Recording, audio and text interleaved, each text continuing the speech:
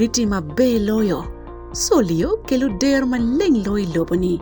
Nonge dukan ki supermarket duju may loboman. Luchatone aye chapa General Enterprises. Ginonge dukan number de Kirafik Building.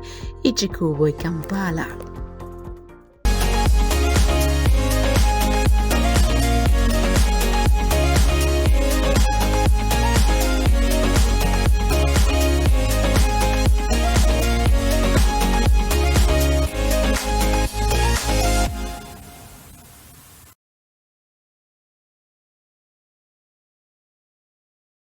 Yo nge manak erane jeng kwario kudiko ene watika dor iwo yupo ame Rupiny breakfast show wa wabirkan kudiko weng chaka jeng bara jawa ijeng a beach ngoma tika time iken ping ituong lobo kamu kene pira tekne bene wangi ngoma tie katime kono pedong wa kulu wiwa dong Uganda ke kan ko renge kumbete mami chake lo me Japan kamu kite wa yeng food time ma diet kono o rio chak miles Pierre Beach we ario low water for take dana madongo twal ne gen magre lo ne tsunami nani chawa yo kan we I gena ku de ko kan chapet mo karane ne tsunami era ne ko teme balo ping madwong ma after effect ne uring tsunami mo teme almost 15 years ago watin wadire furi ki wache ne after effect futie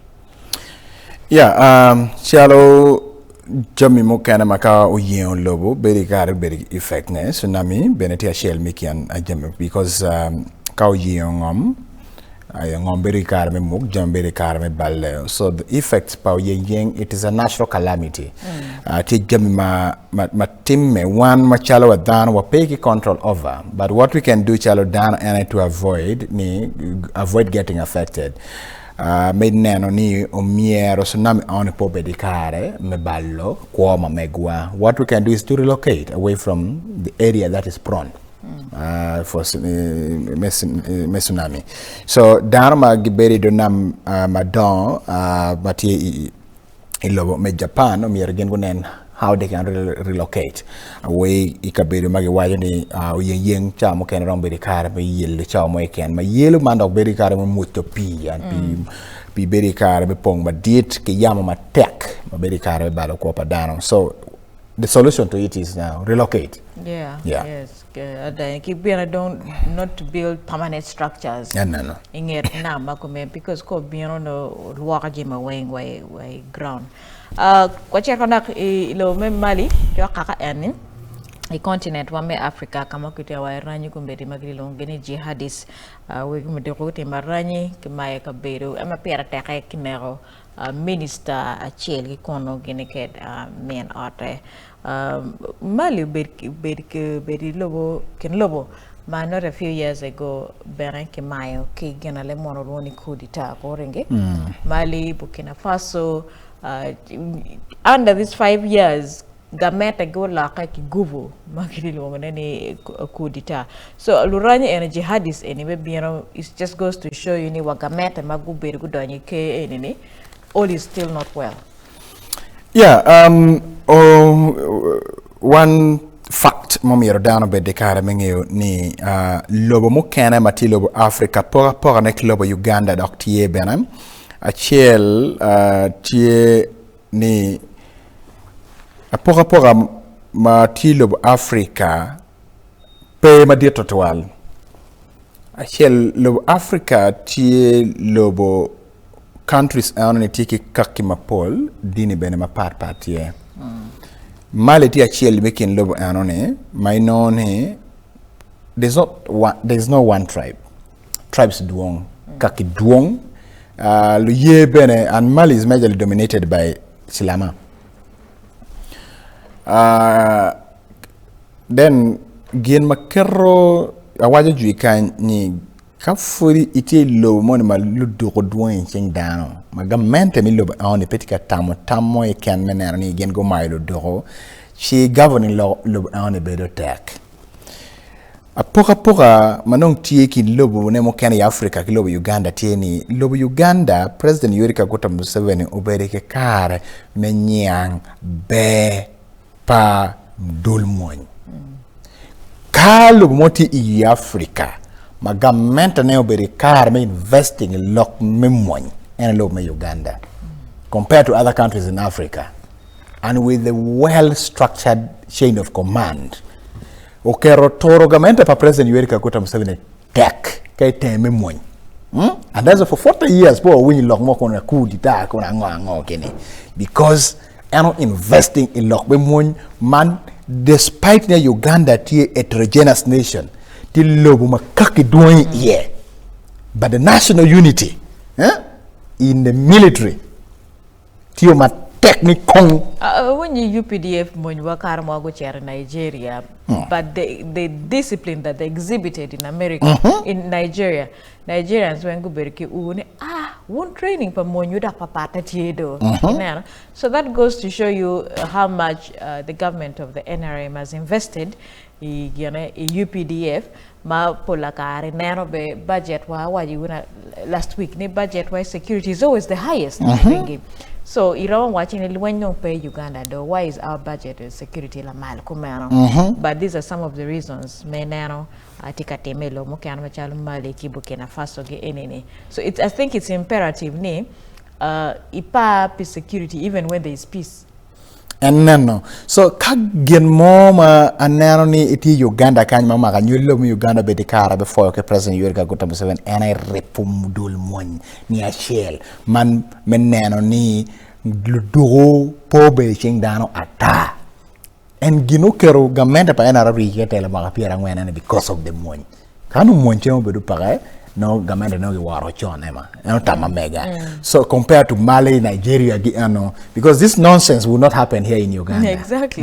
They tried it in northern Uganda, but now can we neutralizing again kere. They tried it in Karamoja, this armament policy may kata kere for Karamoja. May what to do ki ching annually Karamojong because Museveni mabene kalu do mete ching jare John Ramobere Karame balo gamenda.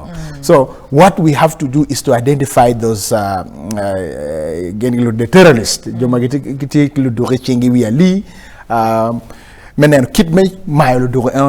that's why tell President Yoweri Kaguta Museveni Karame neutralizing Adula Dipa Coin, Kitunku Malame Uganda, Lakwena, neutralizing Alice Lakwena. Then in West Nile, the Oris, the Juma Oris. The Moses Ali, the Bamuze, rebel groups, Magengo Yabi, West Nile. Now you can go to West Nile and sleep. Look more when you pay, when you know, we do more yaka money. Unless no Tijo Moma are hiring out their guns, and these are non-guns, Kigamenta Milomi Uganda. So that is where the credit has to be given, Kigamenta Milomi Uganda, compared to Gamenta Milobonemo Kanamati Africa. Nigeria compared to Nubu, we take away Boko Haram. Boko Haram. Yeah. So we have to support the military. Yes. Merokonyo Gadul Mwankia Billy Ilokmelo Lonyo Ikom Balmano Tieka Teme Yadul Mamegwa to report the intelligence network pa NRM or pa government pa Museveni is quite different from intelligence network pa government mo ilo Africa keneno in terms besides of pockets of ranyi mera chalo wigi mudu ko magire bora jigi na ko mera dana mutaka ki wati na here and there, but I think overall the government has really tried keneno ke tami migura chutwal nene lobo chalo marigi so kono wametanyim enime wiye wangiyo jemenoti time itwong lo kamo kana ne konda kwa duko chen paje wangi wiye ne headlines matiti me kanya dit lobo kumbeti ochalo tame konte waene anywali Uganda miro kunane ginyayo lonya ye instead of goro wigi kalega tutwal bed kawachi lokman ma eno chalo through State Minister for Economic Planning Mego Honorable Beatrice Akelo Okori ma eno bed karma tiga ya port lega pwene inan sana State Minister yo representing and no lega be gere ento lotela dini begu po widano ne teach beramete me Nyayo Lonyo. Anyway, I don't know where Ramako. We po karme PDM we po. Ka lomo manyole yomo Uganda take a team yeti lomo Uganda. Emmanuel lomo Uganda tiyo. Tiyo. Yes. Within Kampala alone, Maberi Karame ward, every morning Emma can now will return volume no get a industrial get a forky me wara get and give be an industrial area duong mape wache area ma marlu ngi chalo na muongo gi anone ti area ma pole disa the casual laborers gi bedi iye area ma chala chole quarter geni pole kwati casual laborers and some move from actually quarter maybe no a factory kan jomo kan chere na mamve go to Mukono and then Lutino Vulma no take a folk maybe in Naman Vekenyo. Chere Namave compete and move to different factories. Chere Kampala, go down Kampala. In then Kirmano in a guru. In then Kirmano down to a yelekere. There's nobody who is living. Pianke better Kampala can chamu Emma. So everybody is working. And that's why you hear the noise and come, we were. But Oringi, at time Marni in a kilo point and a ango makumana because annually Uganda are working. But pe wati na magoba me teaching labo maja bereka waje kila wara mwana wacho ringi every day a folk abino ka teach peti ni ma ma beruka but to evaluate ko teach ki edwa kine your income and your remuneration it doesn't balance ilo mu kan ngar ma cher tiu fi chawardi ke ken ena chena ma no dolo megi wa beach pa ma diet ilo me Uganda tie gen ma walwoni minimum wage Chene adi maumiera ke chaka chulo ke ngat matie katimo tich. Eni pare ema in itiki company metika yipo moya magwire kom. Pianity road company. Rawa yoringi biniti bora. Amiali bapa. Ngata you cannot argue out. No. Because shake mo pe mangata can really use me wanya ema ba chene knock. So you ought to take that.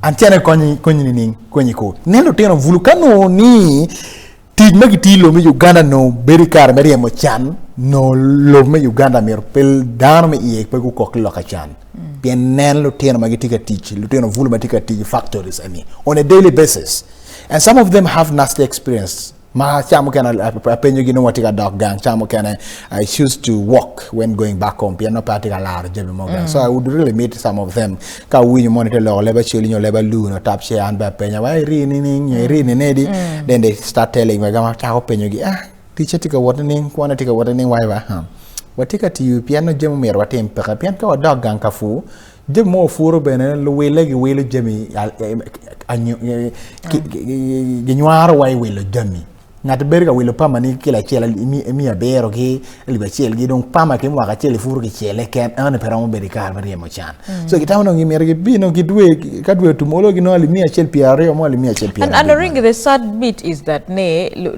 dana wa magiti temu the real core of the business of the job are the ones who are getting peanuts. That is the problem. Jodong at the helm of the chain, Kamadong values being added. I don't get in no chain. La full mati for pama, mati for anyogi, ngar mati work kiti an a chair industrial area katimo machine work more eno you pay your phone eno no you pay eno peti no chair ngar mati work kiti an chair ka koy bon uniform money can you work nursing school your secondary school money kuro ti no ngali ba pa ke kan inano so you know the people on the lower chain who are doing the real job are getting very little pay so Kerala did lo bukumbere wat ni dano chair ni Nyayo Lonyo ni man no working so hard but getting very little pay ita ko Nyayo Lonyo ni wa for line pa chimi mi take the chimi no take den don't send on this number. Don't send on this number. This is a cry for almost 90% of Ugandans. Amira watching percent, ka 10% a pa panyolo me Uganda e koyote game.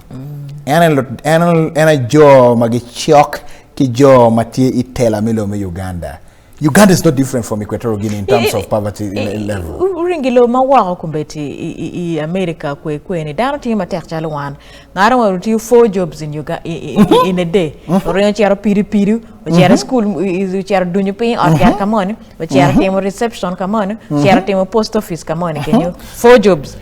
Ina Uganda kumbeti cho ne chiaro kateje post office. First of all, the time is not there. And then the job will also require you need better corner the whole day. It'll teach all morning. Chala megwe ko ni ke me chair no kar boro me go ko chere wo e ya mo ko iri me no wai no dong tung ko no dong tung ko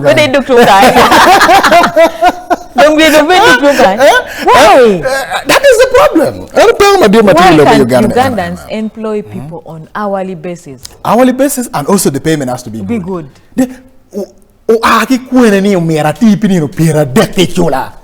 The problem until when Uganda taken this payment system of the 30 days. Near Meritio Compidu, a chill in Piera Deca, Gibetica, Michelo Mashara, and in Piera Deca and a gamble, damn kiddy. Chen and Migamo Magitulike, here at you look at them, and you begin living on credit again. And kiting up with them, and in the process of Channel Miromera Monamati is Saudi Arabia, Coachwell, Congali. And get a white me no permission, bon minister, okay. So we ought to discuss this thing without fear or favor. Ni down moment knock and get ye but all these issues are intertwined and interconnected. Yes. Now, the minimum wage bill is connected to the sovereignty bill. You first sort out the minimum wage. Where ringu unonga live me money for 2 hours. Aya. Uringo chair come on kainde watching it on uringi does not have a minimum wage. Ping ethical sovereignty bill. See, you adding you watch it from the frying pan to the fire. To the fire. Take you the whole day. The minister in charge of labor, Melo Uganda, chair in one of the factories in Ginger, we cook kipi wine. Chama lu teach me factory testifying, but ni kind, they are paying us 30,000 per day. Maybe why what? Leave alone pay Oringi, poor working conditions. Narmon will be the warehouse, come on, mano wang or wang pay ventilators, pay car worker, pay nam chimney, it is charam any machine the entire in there, it don't cha pario make do my pinchol, car worker cha chain made one pinchol, pay anything. And do you know that Katimu can't Lomi Uganda can you pima marapegi meaning Latini? You have to go and look for water. So it's sad. Nyayo Lonyo ne tek la dit lobo. Imagine Nyayo Lonyo mano ate mo teach kari kuon be pegi mina do teach. Di acting berenta we wele daga ni present. Look keji iya ne wanya Nyayo Lonyo. Nyayo Lonyo peliane la dit lobo. There's so many issues. Ministries mir kongunge kong ministry me labor, ministry me ngo. Jim any sovereignty bill, kono minimum wage and mir matot. Tama megwa gera wani kere ringi pe Tampa station. Amiro meta jim kondak wanen lok me winyo koko pa nyupiri kom Christopher Okelo futika meta nyim jomo kana ma duong kumekite wai mirki ngol kopio dong tika ri titual tika drugging. Wati report en man check kong wanen kwa dogi. La bilda matika jung meka wang Christopher Okelo nyim kot mamalo I Kampala man Richard Kumbuga tino wa nyim kot ni molu lichadena rio mamion ko mokcha den ni kom Christopher Okelo pege merki no gen matwal lak bene waraga metemi niki miyati bot kot telak chaden mamegi ubuga rio keken mano Okelo gen kwede ngeye. Karibet komando pido pagamente gumoko chaden na pao ya boro nyim kot makichako chabira rio angech doki biri yetin yo bilnil ma paneni. Langol kop matika winyo koroman Alice Komohanji hauha ndo miyo karne mono lupido pagamente kilo chu piyo kilo nyim kot nungu wat loki ma giki werenen kit mecharo nungu lok me oya giki en papido man kunekat ngol mameki nyofut make miyu yo kilo malupe ki lok madong pido moro en nyim kot nini.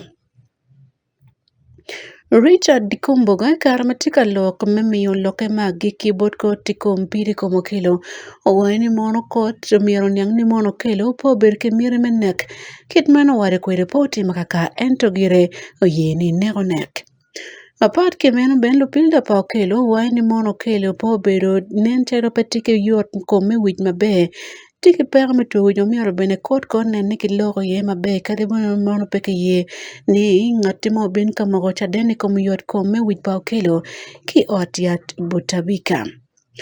Mapat kimeno bene Richard Kumbuga wani mono kelo wayatini mon kiberka diye metimo timan kabene kiberka penyo chende kibote lakini mono dit beno bero ti komo kelo pa ena yomiro nekni eni duju.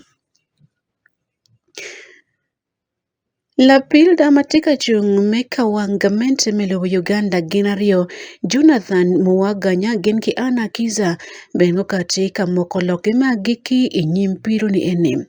Loki obere kom jamia dek. Machel gen wani mono kelo obere kemiri menekrotiana manware tiegi yo metim jok kemiri meti yo chante. Apat kimeno ben gin wani mono kelo kar matika timo bal mano wiye kwirle weng dok beno ber kalupo ko loke mod moro timo jima pol ma yupe en menekolo tiena ngwene.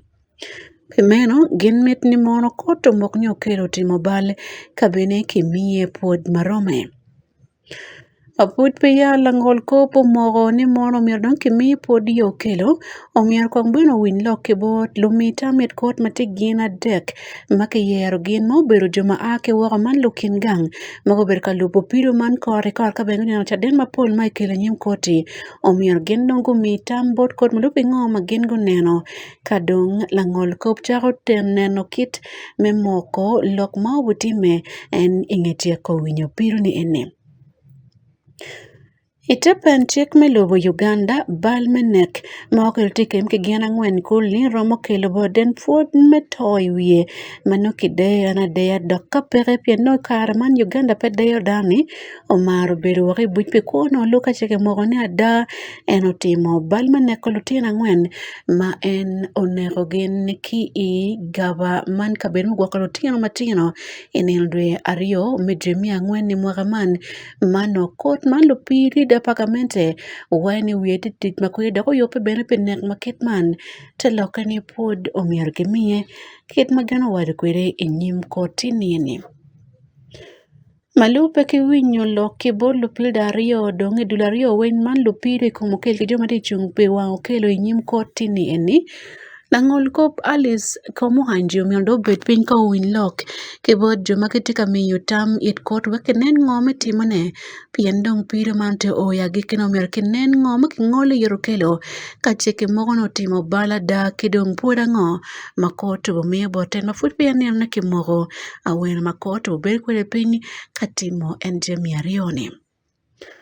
Pelo gange mo chwiny e One Television ania Sunday Akumu.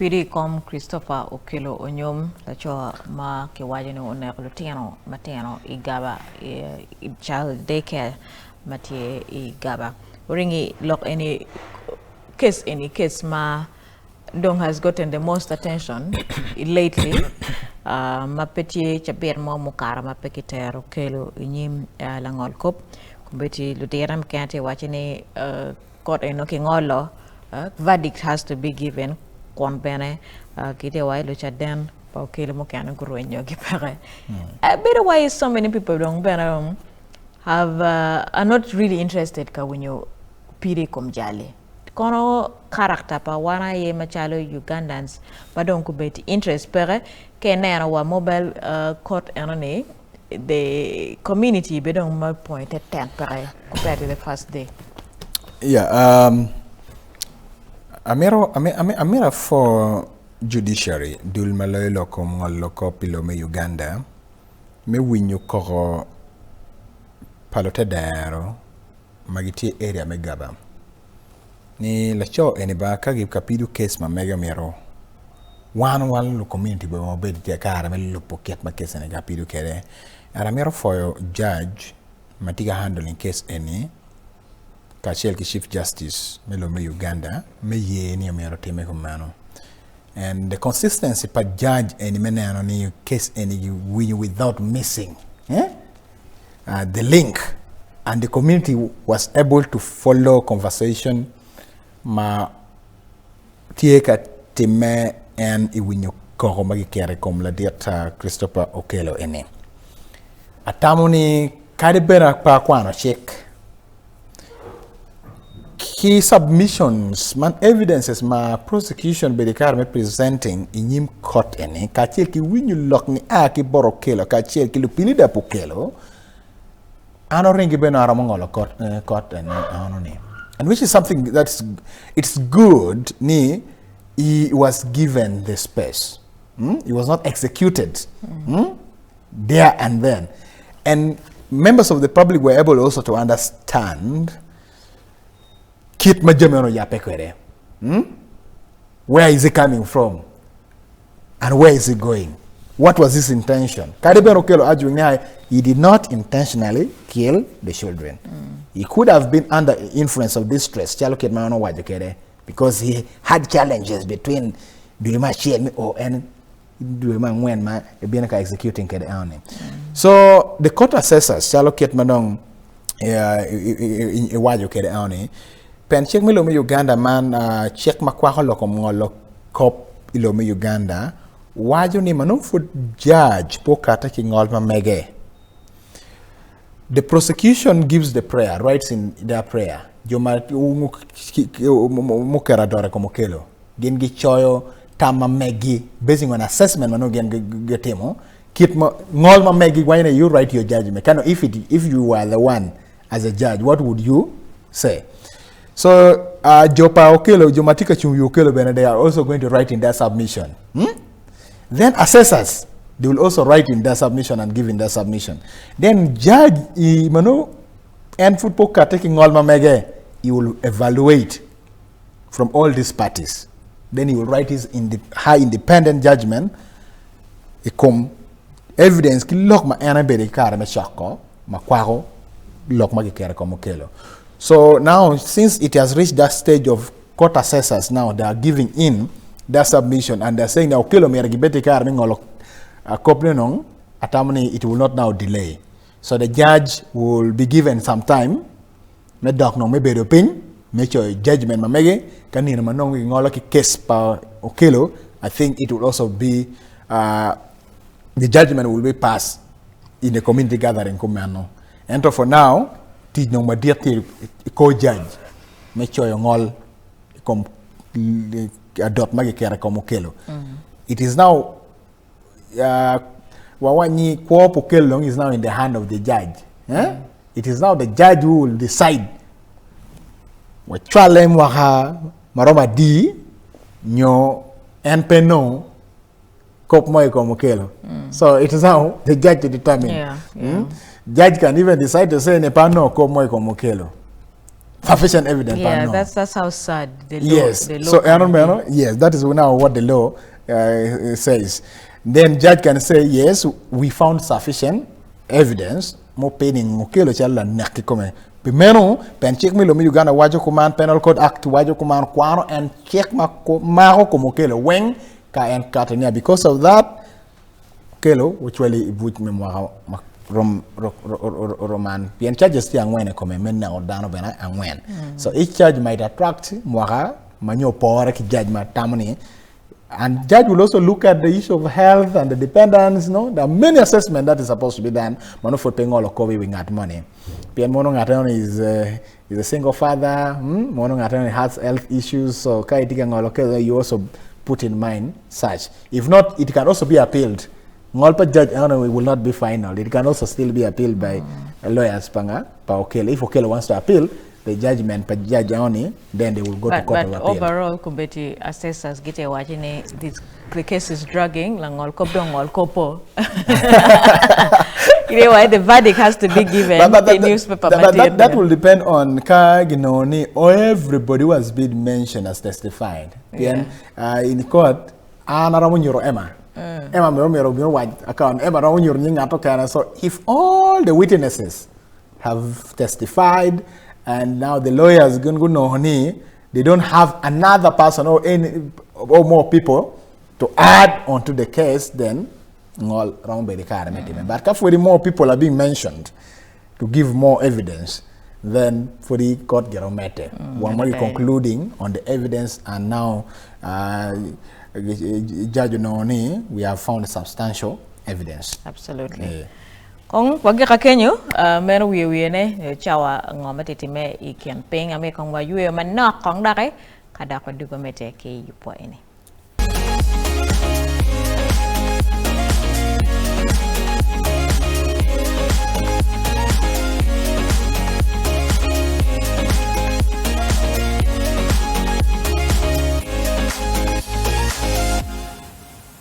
Nala instant noodles chama met dokte duna yot wego yen kete la met padek ruwichi nong met ne ikwane ma pat nong nala instant noodles ni tin ne pichama met dogo yoriot nong e dukan ki supermarket duju may loboman peluchat mabub lim chapa General Enterprises kiti dukan na madek Irafik Building Echikobo Kampala. Nala instant noodles boil season star